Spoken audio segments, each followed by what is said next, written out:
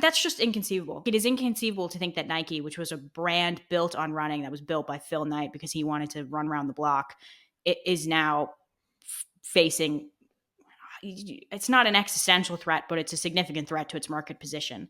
And it really does demonstrate that the issues that I've gone over are pretty deep-seated, and it's going to take a long time to recover those.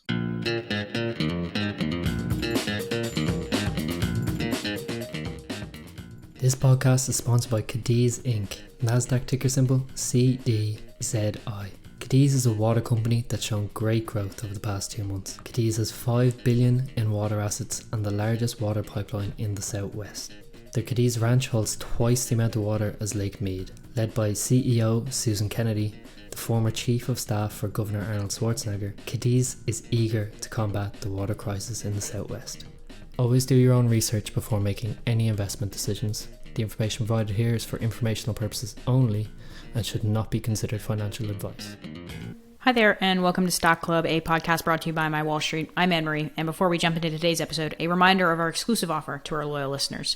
With the code STOCKCLUB20, you can get 20% off our entire product line here at MyWallSt.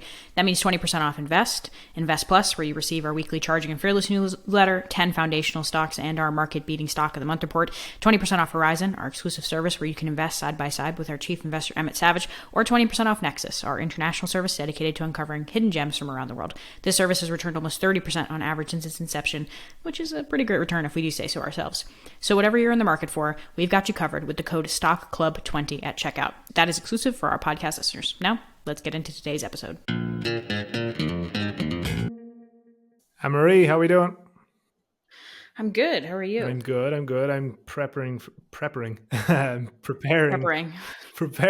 the big trying to buy a ticket for Oasis this weekend. Big news. Yeah. I actually think I now have to do that as well because my sister texted me yesterday and was like, will you try and get tickets for Oasis? And I wasn't actually going to try. I was just going to let it go, particularly because they have opted to sell them at 8:00 in the morning on a Saturday, which just is cruel. What's going on with that? Well, I'd say it's probably to avoid the demand. You know what I mean? It's to avoid Oasis fans who shouldn't be awake at 8:00 in the morning. Yeah. But yeah, no, we'll see. I signed up. I don't know what I signed. It could have been a complete scam, but I signed up to some pre-sale option thing, and they was asking me who was the original drummer of Oasis. So yeah, we'll see. They also asked how many Oasis shows you'd ever been to before, and then it said in the fine print they were like, "This will not be used to determine who gets pre-sale." But I'm suspicious of that. Yeah. Well, I also told them I was born in 1993, so unless I was 15 at my first Oasis gig, I didn't really have much of a chance. Yeah. You could have maybe. Well, I think they probably had an age I think limit. the last one was 2009, wasn't it? Could have been. I wasn't. Yeah, you certainly weren't there anymore. But look, we'll have everything crossed. I don't have my hopes up, considering I tried to get Coldplay tickets and I was 367,000 in the queue. So I think Oasis would be even bigger. Yeah, I think we should bring back. I follow the artist Maggie Rogers. I really like her. She's actually opening for Coldplay. There's a good transition. But she, for her American tour last year, reserved like a significant portion of the tickets to be sold in person at the box office. And then she did like a mini tour before going on tour where she went to the box offices and helped sell tickets for her shows. So then ensuring that like actual fans were able to get their hands on tickets. And I thought that was really nice. But she is probably less famous than Oasis. And I think if the Gallagher brothers showed up to sell tickets, there probably wouldn't be a tour. So. Yeah. Well, you just reminded me, it's probably before your time, but of people camping out in front of Chivagos around Ireland. Yeah. Do you remember that? Yeah, I've definitely seen photos of that happening. I'd love. Sure, last time Adele went on tour, they were still selling tickets in person out of like bookstores down the country. But I just love to see that image of that queue, and it's a bunch of middle-aged lads with the sideburns and the Stone Island jackets dressed like Liam Gallagher camping out for 2 days on Shop Street in Galway. Be a good image. Yeah, it has to be done. You're earning it that way, I think, you know. Yeah. Okay. Where are we going? So I'm going to kick off with have you been keeping up with this Boeing astronaut story at all? Yes, I have. Mainly just it fuels my anxiety of being trapped in space. I think. I mean, I don't want to be harsh here, but you have an awful lot of training to do if you want to be an astronaut in the next 20 years. I know, but it's just how terrible. You go to space, you think it's going to be so fun, and then you get trapped up there. And for weeks, all we've been hearing is, yeah, Boeing doesn't have any plan to bring them back No, down. We're waiting to find it's out, awful. and it's terrible. So Yeah, me and Emmett did the Boeing whistleblower episode. I don't know, yeah, a few months back. It's kind of ridiculous the amount of issues that Boeing had in terms of its manufacturing and all mm, the rest. And then this story popped up a couple of weeks later, so we had to mention it. Kind of taking the piss, really, to be completely honest. Do you know yeah, what I mean? yeah. But the Mm. story is that they sent two astronauts up in space back in June. They were supposed to go for 8 days on this Boeing Starliner spacecraft. It was the first. It was the first go around. The poor flutes are going to come down in February 2025. I mean, that's Oh, gonna put you. That's man. gonna put your next flight delay into context. They went up for 8 days. They're going to be Yeah. there for the guts of a year. Um, it's nuts. So it stems from they took 4 billion quid off NASA to send astronauts to Mhm. space. Basically, NASA commercialized their rocket launches, more or less. Yeah. This was their first attempt. It was a complete mess. So the Starliner, the Boeing Starliner they manufactured is going to return without a crew, and then SpaceX, who only got 2.6 billion and have sent 9 different missions of astronauts up to the ISS for NASA, is going to have to get them down next year. Like, talk about an absolute embarrassment for Boeing. So Yeah. I think the details. I think there was an internal leak, wasn't there, of someone saying this is really There was embarrassing. an internal. Literally, I've never been more appropriate in saying I'm not a rocket scientist, but they had an Yeah. internal helium leak and it ruined 4 of the 12 thrusters or something like that. But basically, the ship's not safe to go back, Yeah. at least with people in it. So SpaceX next mission is going to be. It was supposed to head up to the ISS with 4 astronauts in September and come back next February. Mhm. Instead, it's going to go up with 2, and it's going to bring back the 2 astronauts stuck up there, Sunita Williams and Barry Wilmore, who, yeah, Mhm. it will have spent more than 8 months by the time they come down. And if there's ever, do you know, when you have these things that you know are going to be really bad, like Netflix shows and all the rest, there's going to be so much, there's going to be Yeah. so many bad movies made from this. I want a horror version. I want a sitcom version. I Yep. want a 3-hour Spielberg epic. I want every type of different content made from this Yeah. story. Um, Yeah. but yeah, like I was reading up on them, they've done long missions before in the ISS, and they Mhm. were well aware of the risks involved Going of up. potentially Mhm. staying longer than expected. But it's a serious thumb in the eye for Boeing to have to get help from Yeah. the rival to bring them down. And the Starliner sounded like a mess from the start, really. So this is its first crew mission. It obviously went terribly, but it had been Mhm. delayed for years before that. Had a bunch of technical issues on its uncrewed missions, and it just goes to show, I guess, like the state of Boeing at the minute and the issues it's been having. I Yeah. mean, just I think it was on Tuesday this week. Did you hear the awful story from Delta manufacturing plant? No, Yeah. Tire a blew. tire blew up and it killed 2 Delta workers. Obviously, a Boeing tire when they were working on Yeah. it. So I don't know. It really exposes how much of a leaky Mm. ship they've been running for the last 30 years, realistically. Like, Yeah. Impact of private equity and coming in and stripping the company, trying to make it as profitable as possible. It's just, obviously not appropriate when the thing that you're manufacturing is going to carry people into space. completely, yeah. Oh man. Yeah. Actually, on that topic, though, considering that SpaceX is a private company, it tends to be, there's a lot of hype about when it is going to IPO, if it's going to IPO, how people can own a share of it.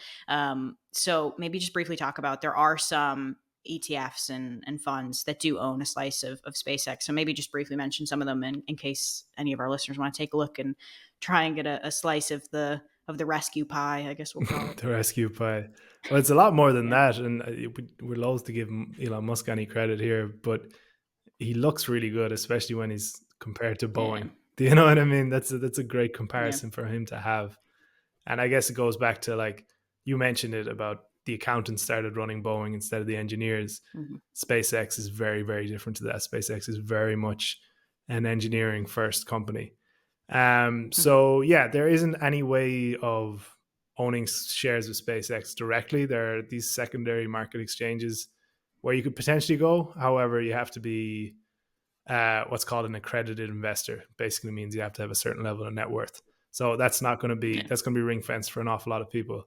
They are ways of owning it indirectly, so you can gain exposure through publicly traded venture funds, essentially. So ARK, Cathy Wood's famous fund, they have a venture fund under the ticker ARKVX, and 12% of that fund is SpaceX. So you're going to own 88% of a bunch of other private companies. Don't buy this just for SpaceX. Make sure you know what you're buying, but that is a way of getting exposure to it. There's a very similar one as well called Barron's Focused Growth Fund. That's under the ticker BFGIX. So that's 10% SpaceX.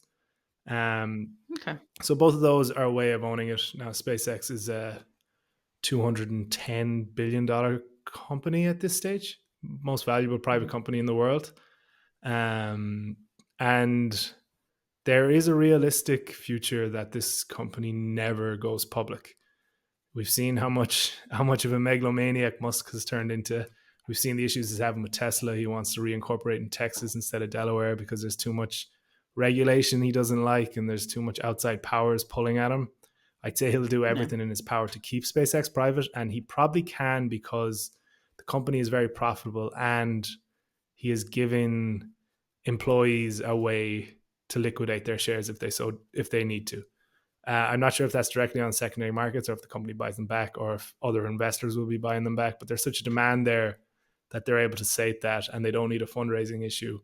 And Musk notoriously doesn't want any undue influence because I think he owns about 40% of SpaceX. It's probably now a bigger portion of his overall wealth than his Tesla shares at this stage.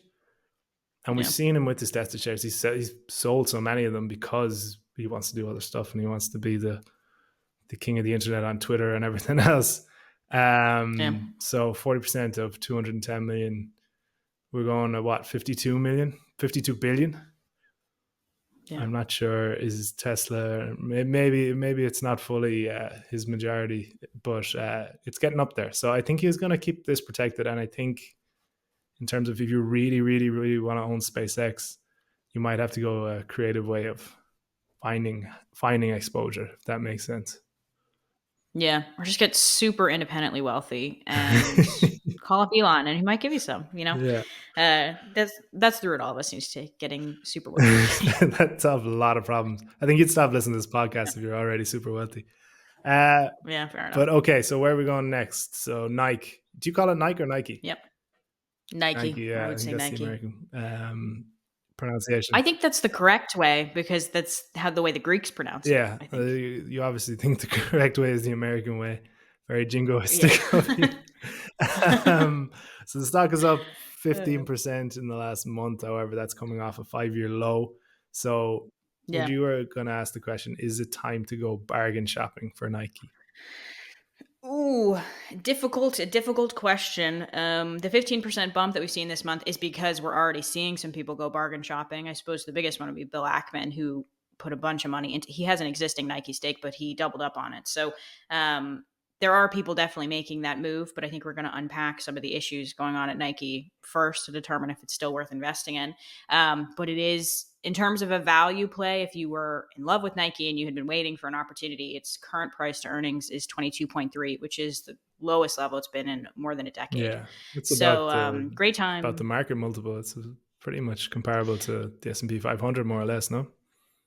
Yeah, pretty much. So, if you'd had Nike on a short list for more than 10 years and you had been waiting and you still love the company, sure, maybe give it a look. But it is worth talking about some of the recent issues they've been having. So, the fall of the stock is really up to the fact that they're just not financially performing. In its most recent quarter, their sales were down 2% year over year, and they pretty much had a lackluster forecast. And management didn't have answers really for what was going on, and analysts were getting pretty annoyed.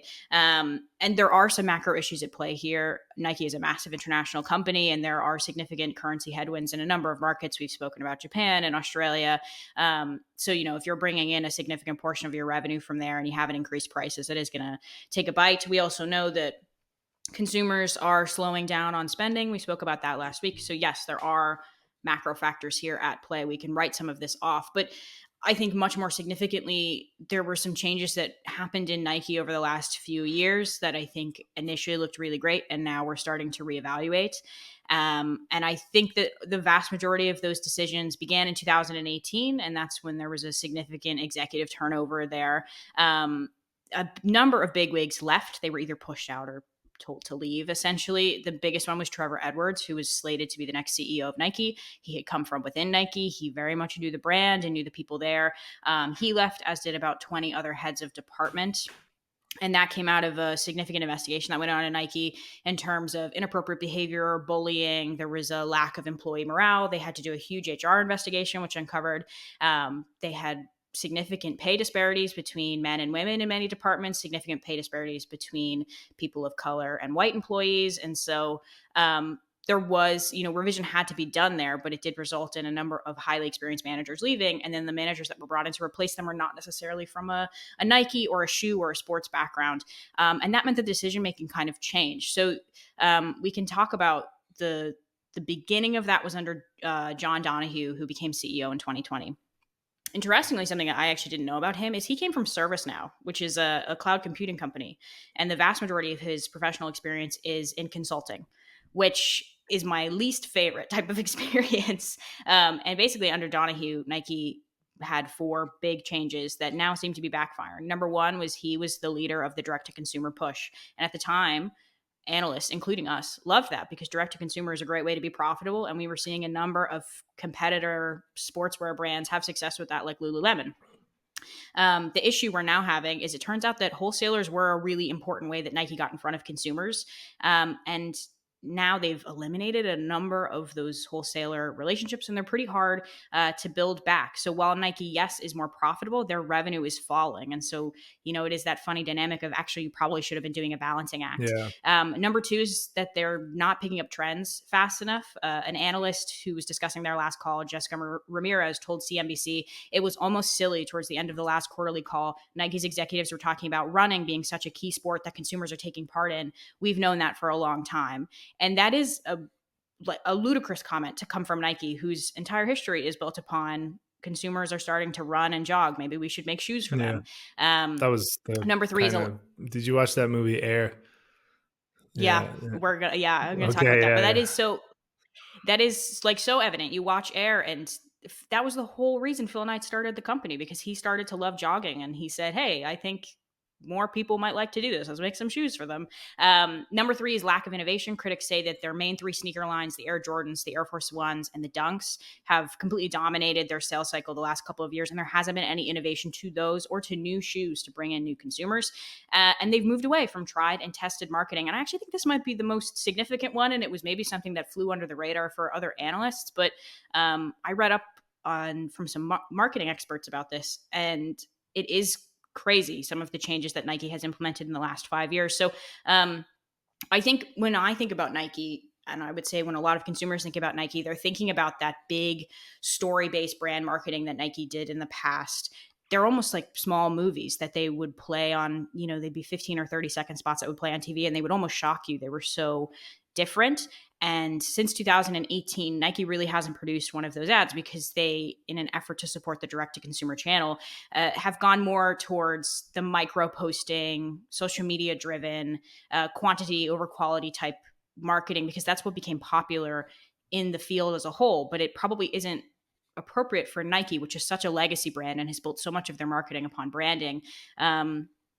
One of the big things that people have been discussing is the fact that Nike continues to pay sponsorship fees for major athletes, but they are actually featuring less and less in the advertisements themselves. Nike pays tens of millions of dollars to LeBron. Tens of billions, they got issues. Don't worry. Yeah, tens of millions to LeBron James, to Cristiano Ronaldo, to Serena Williams. Those are generational talents. They probably actually have paid tens of billions to Michael Jordan over the course of his career. Have they? Oh, definitely. Yeah. He was made a billionaire from his Nike contract. But you have Michael Jordan on the books. Why isn't Michael Jordan in an advertisement? I haven't seen Michael Jordan in 5, 6, 7 years. You should be, when you're a brand that likes to say, hey, we are fueling the greatest athletes in the world, you should be making marketing that matches that kind of thing. And I understand that there was external pressure because you had a brand like Lululemon or Alo Yoga, whose story was completely different. Their thing was, hey, we're going to help regular people get their 10,000 steps a day or go to their yoga class or just move a little bit more. I think Nike felt pressured from that environment and said, hey, we're going to chase the Yeah. everyday athlete when so much of their branding has been aspirational in the past. And It's probably overly reactive in a sense of you yes, see Lululemon doing a direct to consumer model really well, but yep. Nike has such a grander scale and like Mm-hmm. such more entrenched, we'll say, brand value and recognition amongst Yeah. people. It's like, yes, that can be a part of your strategy, but it can't be the whole thing.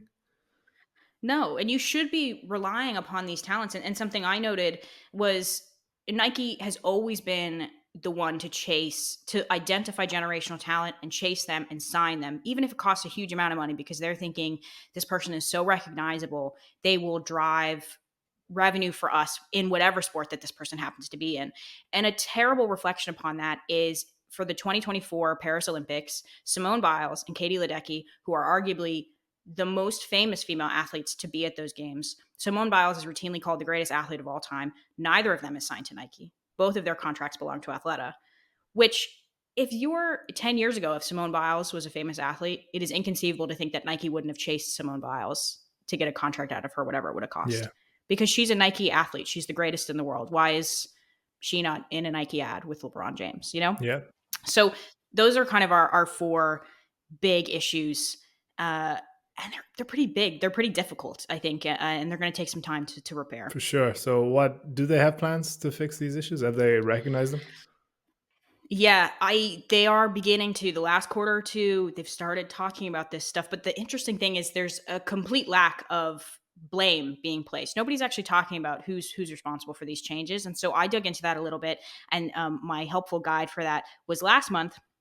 A guy called Massimo Gianco, who was a senior brand director at Nike. He departed in 2022. He was there for about 20 years. He worked out of the European office. He worked in Italy. He was a very important brand designer there. He wrote a very long op-ed article basically discussing what happened in Nike the last couple of years he was there and how it impacted their process. And he broke everything down. And he basically said, when Donahue joined Nike, he came from a data background and he wanted decision making to reflect this. Consequently, he put out a big email to the entirety of the staff outlining three key changes. Number one was they were going to eliminate sport specific categories from the organization in favor of broader gender categories. And this was to cut down on product development and design costs. Apparently, the reason that they did this was McKinsey came in and did a massive study and was basically like, you're wasting a bunch of money on designers, on expensive designers who've been here for decades. So you should get rid of them, which obviously is not a great move if you're an innovative company. Number two, that Nike was a very classic McKinsey move. They come in, get paid millions, and like, you're spending too much on costs and you should try to make profits go up. Yeah. That's exactly what happened. So they laid off a bunch of people. Number two is Nike became a D2C led company, ending the vast majority of its wholesale partnerships. That's going to become an issue. And then it changed its marketing model, centralizing it on data-driven and digitally led marketing rather than story and brand led. Over time, these three decisions that he outlined in his email have come back to bite him. So, for example, the direct-to-consumer marketing did really well in 2020 and 2021, which was obvious because we were locked down and we couldn't go shop in stores. And it was a lucky thing for Nike because they had already begun that tradition to direct-to-consumer. And so when the pandemic hit, they were well prepared and could fulfill consumer needs. But as things began to reopen in 22, 23, we were beginning to see a decrease in sales and profitability from Nike having poor decision making kind of the year or two before. According to Massimo, consumers are not so elastic as some business leaders think or hope, and consumers are not so loyal as some business leaders think or hope. So what happened? Simple. Many consumers, mainly occasional buyers, did not follow Nike, but continued shopping where they were shopping before. So once they could not find Nike sneakers in their stores because Nike wasn't serving those stores any longer, they simply opted to other brands. So today, now Nike is rebooting its wholesale division and actually brought back some of the past leadership that they fired in 2018, which is not a great look. And they're now going to wholesalers on their knees saying, please, Foot Locker, please take us back. But as we all know, it's very difficult to unburn a bridge that you've so unceremoniously burned. And additionally, wholesalers like Foot Locker are currently cutting back on stock as they're worried about cuts to consumer spending. So it's a pretty terrible time to be negotiating, but Nike is negotiating. Last 2 quarters, there is a focus on wholesale. So they're trying to fix that one. So number 2 is Nike's been accused of a lack of innovation. And that's because they lack a technically sophisticated product team within them. According to Massimo, in a 6-month period in 2020, hundreds of his colleagues were fired, and together with them, Nike lost a solid process and thousands of years of experience and expertise in running, football, basketball, fitness, training, and sportswear, which is built upon decades of footwear leadership.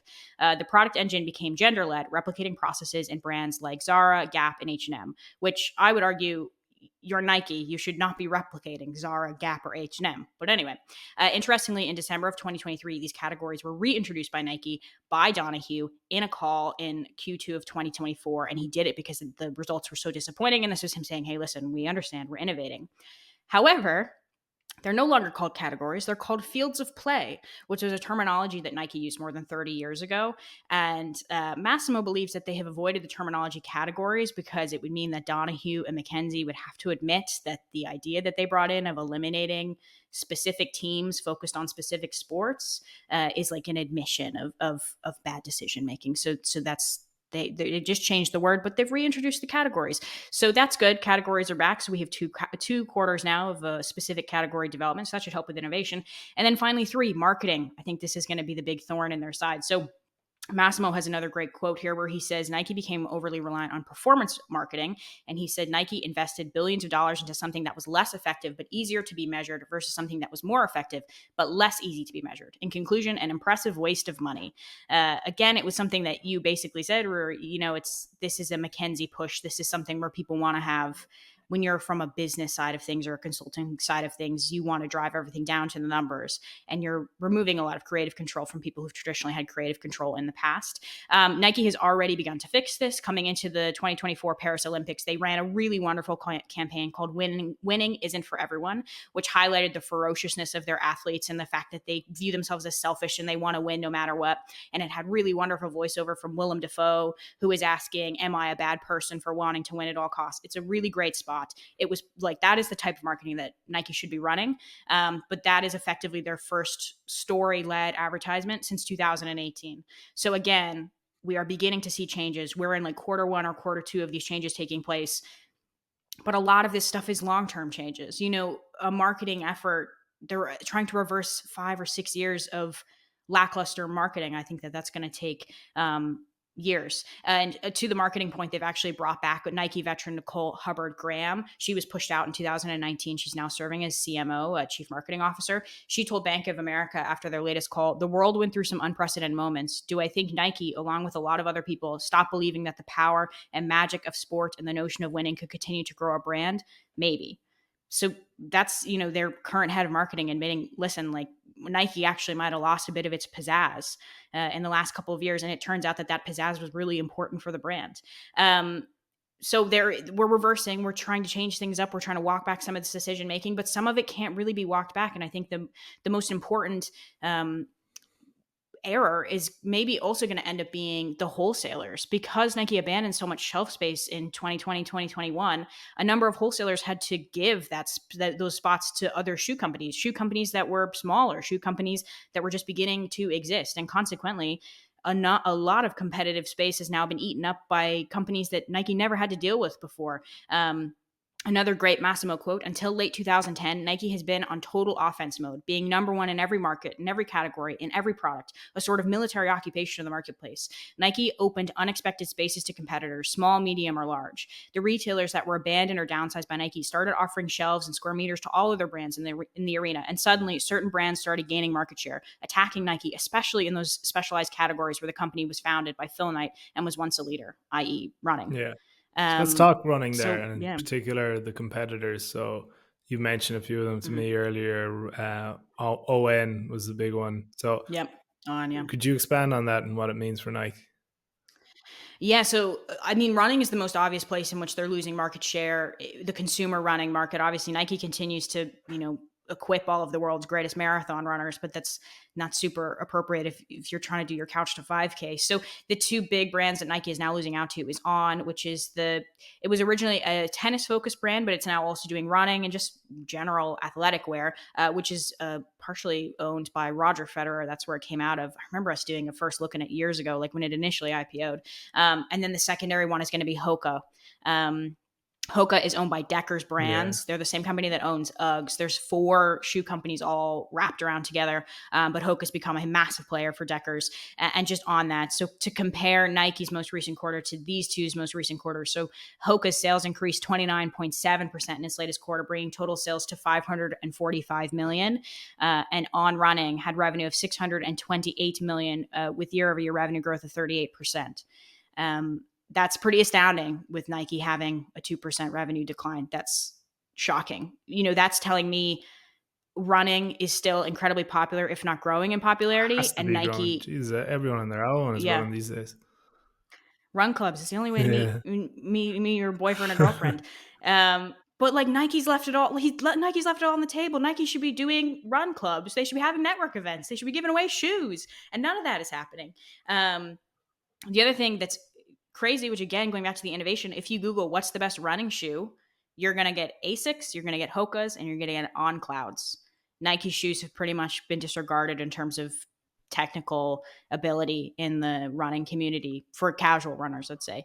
And that's just inconceivable. Like, it is inconceivable to think that Nike, which was a brand built on running, that was built by Phil Knight because he wanted to run around the block, it is now facing, it's not an existential threat, but it's a significant threat to its market position. And it really does demonstrate that the issues that I've gone over are pretty deep seated, and it's going to take a long time to recover those. Okay, so we mentioned bargain hunting at the start of this Yeah. piece. Would you be tempted to take a nibble at a Nike? To be completely honest, if I was a Nike investor, like if I already own the stock, I think I would, if I had the authority to call Nike up on the phone, I think I would be asking for a new CEO. Yeah. So many of these decisions were led by their CEO coming in 2020 by Donahue. And it's abundantly clear that he just did not have the understanding of the company or of the market in general to lead a push like this.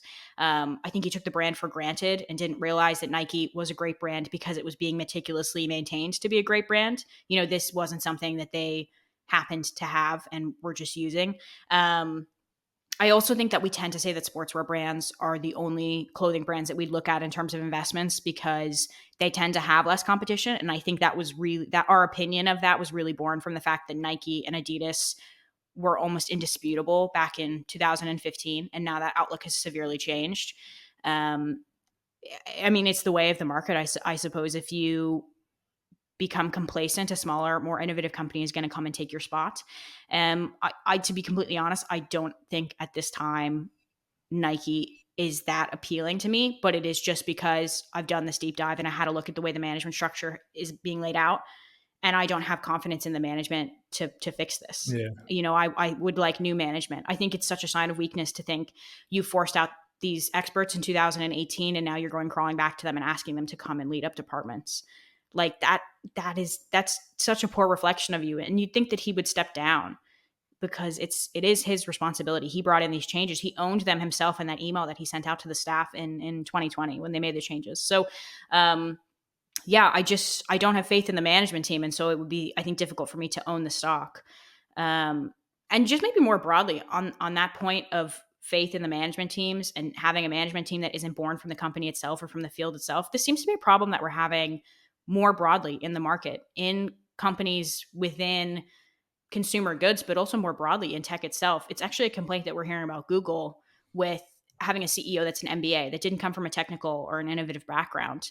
And they are also going through a massive process of layoffs now at the minute within Google. And we're beginning to hear alarm bells go off within Google of people saying some of the engineering talent that's being laid off, who's been in Google for a really long time, in a year or two, somebody's going to turn around and be like, does anyone remember how to do this? Say, oh no, because all those engineers were laid off. Yeah.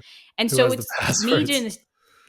Yeah. And you're like, oh, I don't know. He's gone. He was here for 12 years, but he got laid off in the last round. And it's something now that's kind of opening my eyes more and more to when I review stocks and when I look at management teams, it really does emphasize the importance of having a founder CEO, someone who's been there at the ground floor, who's probably had to work their way through each segment of the business and has such interior Satya knowledge. Nadella at Microsoft is a great example of this. Yeah. I just think if Donahue had come from within Nike, and he'd been there for 20 or 25 years, and he'd seen the way that how meticulous the brand team was. And yes, it's very difficult to measure the impact of a TV spot with Willem Dafoe doing the voiceover because you don't have a direct trackable link that people can click on.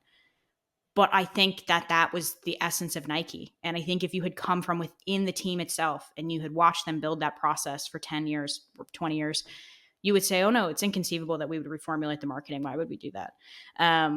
So yeah, at this point, Nike is not interesting to me. I understand where people are coming from because the brand is incredibly famous and they are trying to reboot it now. And it's a massive company and it does continue to make a lot of money. And it is that thing of, all right, we get a new manager in, or we should be able to turn this boat around. But I think people said that about Under Armour. Well, we'll turn this boat around. It's a really big company. And don't make that comparison to me, because anyone who's watching on YouTube will notice I was checking my phone and I wasn't being rude, but I was trying to check at what date I had bought 4 Nike shares, and it was on 9th of July. So I timed that one pretty well. So we have 2 different sides of the bargain hunting story on this one. You've clearly done a lot more research, but I was just looking at it. I always will look at, I mentioned the market multiple earlier on when we were talking about it. Mm-hmm. And it's a great way to look at, we won't say short-term buys, but like something, if a company is undervalued, I'll usually do a screener and I'll find the market multiple, which might be 22 or 23 or whatever it is.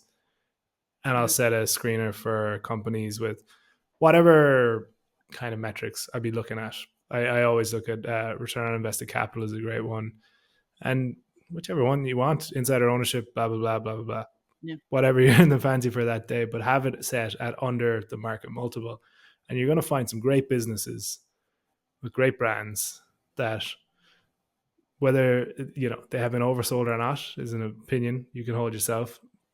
But it really directs your research, and you'll see, well, okay, Nike has its issues, but it has this unbelievable brand, this worldwide kind of iconic logo, everything else that builds up in Nike.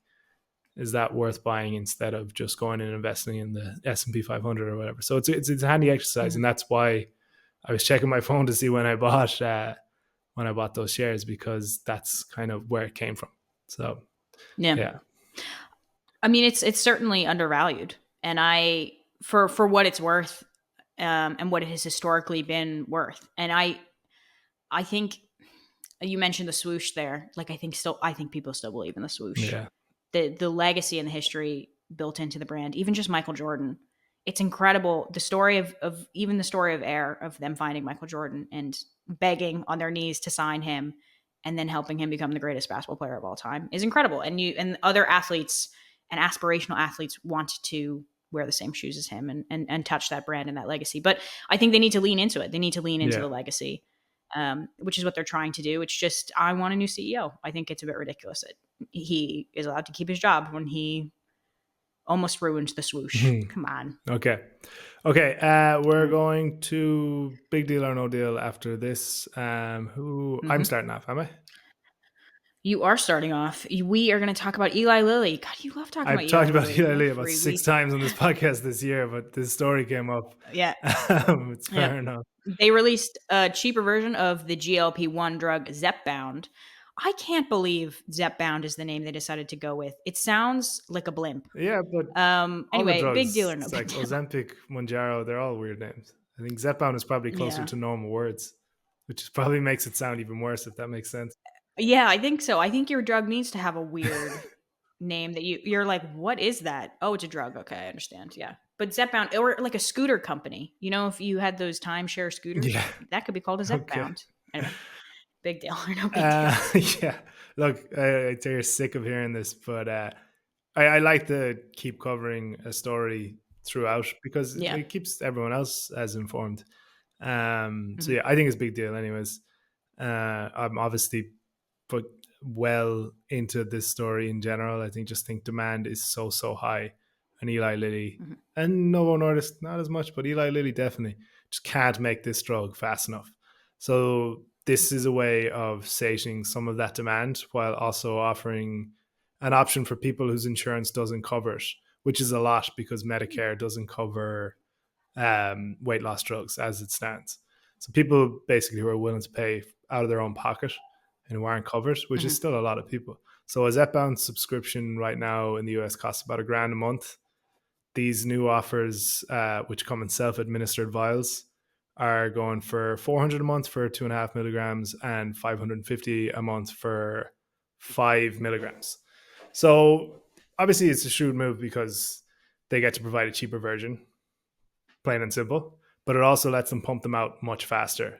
So what Zepbound comes in initially is this auto injector pen, which basically you kind of just punch into your leg or your hip, or not your hip bone, but your the side of your buttocks, we'll say. And it's just kind of a one stab. These ones instead are just going to come in the vials that you'd normally associate. Do you know, you see the nurse putting the syringe into the vial and squeezing it until the little droplet comes out on top, and it's self-administered from there. So it's less convenient, obviously, but that's why it's cheap. And then it also makes it much faster to dish out, which will sort out their supply issues. Because as I was saying earlier, they can't make this drug fast enough, literally. It's all a little too convenient, to be honest. And this is probably coming from someone on the outside looking into the American healthcare system, which obviously has a lot of issues. This isn't the biggest issue, but it just seems a little bit too like Amazon. You can basically do this whole thing online. So you get prescribed through its telehealth service, Lilly Direct. You can buy online through its self-pay pharmacy, which is essentially a direct-to-consumer site, and they're going to ship them directly out to you.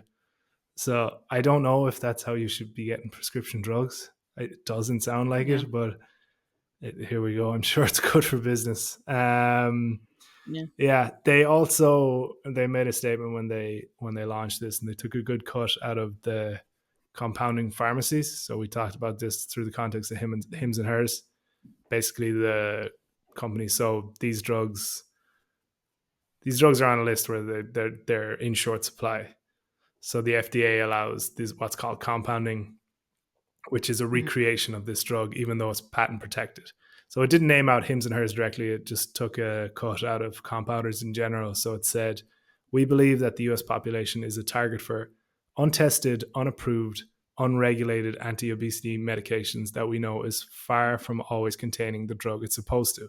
This is also an opportunity to make sure that there is access to FDA-approved, quality-approved tirzepatide, so that's the active ingredient in Zepbound and Mounjaro, for consumers in need. So obviously they're not going to look at compounding favorably. But we touched on this as well, of the questionable testing practices that are involved in the compounding industry.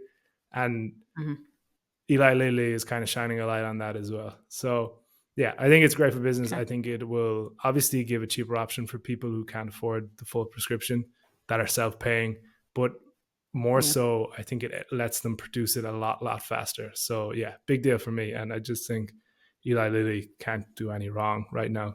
It's crazy business. Yeah, I suppose it's also a great PR move in terms of blasting Hims and Hers, which was having a great week on the market a month ago when it said, oh, we're going to be bringing out essentially a biosimilar to these drugs. And that was my big question for you, was if these biosimilars are only allowed to happen because there's a shortage of the on-brand medication, how fast can these brands try and eat that market share that Hims and Hers is going for? And I suppose we have an answer. Fast, but probably not fast enough. I think when we were talking about this first and we did the full episode on it, something like over 100 million Americans could be eligible for this drug. So genuinely, the demand could keep going and keep going. It is crazy. Okay, well, you've got a mad one for your big deal or no big deal. So it's Chick-fil-A is bringing out its own streaming service. Is that correct? Yes, it is, which is objectively hilarious, which is why we're discussing it. Objectively hilarious, but I might expose Chick-fil-A's kind of views on things a little too much with it. Yeah, I do think it's them responding to, there is definitely a market opportunity for a more conservative, family-oriented streaming service. We have seen a trend in the United States of parents kicking back against Disney, being like, you're indoctrinating my children. We want, something that greater reflects Christian family values. Chick-fil-A is a Southern Christian organization. An example of that is they are closed on Sundays, which you always forget until you're sitting in their parking lot hoping for a chicken sandwich. But yeah, so they have a bunch of money and they want to make a streaming service. The programming that they have already created with a couple of production companies is family focused, children focused. Apparently, a lot of it is unscripted, like game shows, competition shows, that kind of a thing. It's very unclear how they're going to sell this. Like, are they going to develop their own streaming service and then you get a Chick-fil-A membership and it's something like you get to stream this programming and you get a free chicken sandwich every month, or what? We have Chick-fil-A Prime, where it's just the add-on. Yeah. So you get free delivery for Chick-fil-A. Yeah, so we know nothing about the business of this, but I suppose there is an opportunity there.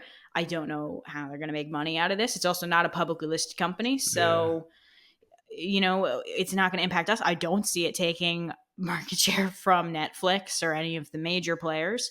I don't know. It's probably just one of those things of like, McDonald's has playgrounds to bring children in. Chick-fil-A probably has run the numbers and determined that it's a great way to get the brand in front of families and then get those families into restaurants to make money. So that's probably the move here. It's almost like the Bark airplane thing where they are launching this product, but really the product is a marketing push. So we'll keep an eye on it. We'll see what the programming looks like. I'm sure cows will be featured in it. And that's all for now, really. I don't really think it's a big deal. Yeah, kind of gives me the heebie-jeebies knowing what Chick-fil-A are all about, really. Okay. All right, you have your last one. We're going to talk about Canada. Oh, rare. We never talk about Canada. They have placed 100% tariff on Chinese-made EVs that enter the country. Big deal or no big deal? Probably not that big of a deal, but a big deal if you're a Chinese EV manufacturer, although I think they probably were expecting it anyways. The US brought in the exact same tariff in May, and obviously the US has their auto industry to protect, and Canada is anyway as developed as that, but it would be very closely linked to the US in that sense anyways. So not surprising. I don't think Chinese manufacturers were going to target Canada just because they couldn't get into the US. But that being said, like it from a kind of geopolitical stage, like Chinese manufacturers are hugely subsidized, and so it's not a level playing field. And I think Canada are recognizing this, and the US are recognizing this. I don't think Canada were going to target the North American market in general because they were basically banned from the US in all but name. They're not going to be able to operate with 100% tariff. So what is interesting though is that Tesla were importing Chinese-made EVs into the Canadian market. Okay. And so these fall into that as well. So the company was important from its Shanghai Gigafactory since I think it was last year, and the number of deliveries of Chinese-made electric vehicles into the port of Vancouver went up almost 500% because of this. So it probably isn't going to affect BYD or NIO or XPeng too much, but it'll probably alter how Tesla has to do its deliveries and production manufacturing for the Canadian market a lot. Just on a wider stage, we're talking about the US and Canada's tariffs. The EU hasn't gone as extreme. It currently has a 38% tariff on Chinese EVs, but if they decide to play ball and kind of give a few concessions, it goes down to 21%. Interestingly, they've reduced Tesla's tariff to just 9%. I'd say it probably has a lot to do with the Gigafactory in Berlin.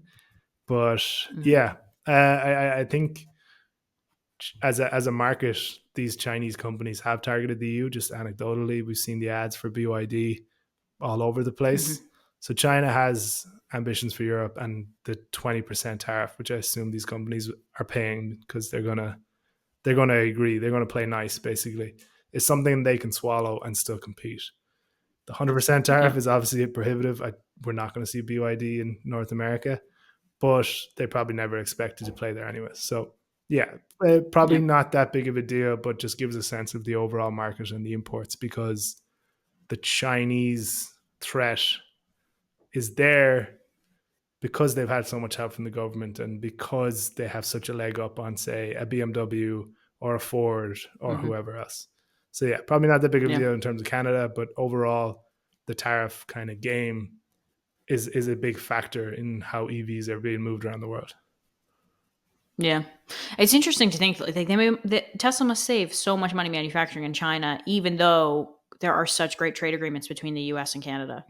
Like, you'd think that the Teslas manufactured in the U.S. would cross the Canadian border effectively neutral, with no impact on them at I'd all. say there's enough demand in the US alone that they were like, they could probably get a better price or anything else. But yeah, so yeah, that's it. It's a good overall picture of what's going on at the minute. I think China will focus on the EU and leave North America to be.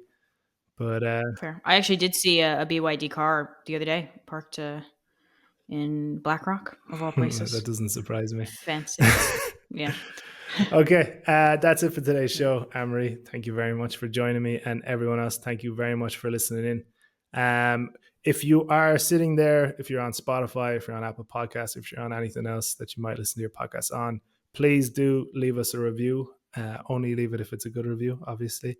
Exactly. It does help the show and it helps us. So thank you very much, and we'll talk to you next week.